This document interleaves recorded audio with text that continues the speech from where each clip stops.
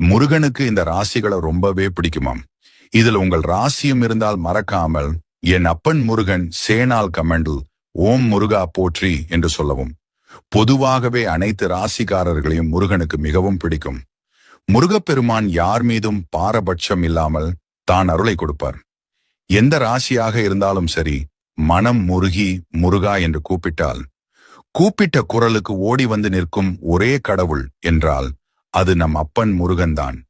ஆனால் ஜோதிட சாஸ்திரங்களின்படி சில ராசிகள் மீது மட்டும் முருகனின் அருள் இயற்கையாகவே அதிகம் இருக்கும். அவர்களை முருகனுக்கு மிகவும் பிடிக்கும். இந்த 4 ராசியில் பிறக்கும் குழந்தைகளுக்கு முருகனின் அருள் முழுமையாக கிடைக்கும். அதனால் இவர்களுக்கு கர்மா என்ற ஒன்று வாழ்வில் இருக்காது. மற்ற குழந்தைகளுக்கு ஒரு காலகட்டம் வரை அவர்களுடைய கர்மா பின்தொடரும். பின் முருகனின் முழு அருளும் அவர்கள் கிடைக்கும்.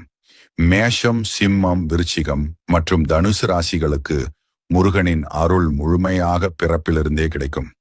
இதில் சில நபர்கள் முதலில் சிவநிலை பெருமாளை தான் வணங்கியிருப்பீர்கள். பிறகு முருகன் மீது பற்று ஏற்பட்டு முருகனின் தீவிர பக்தனாக மாறியிருப்பீர்கள்.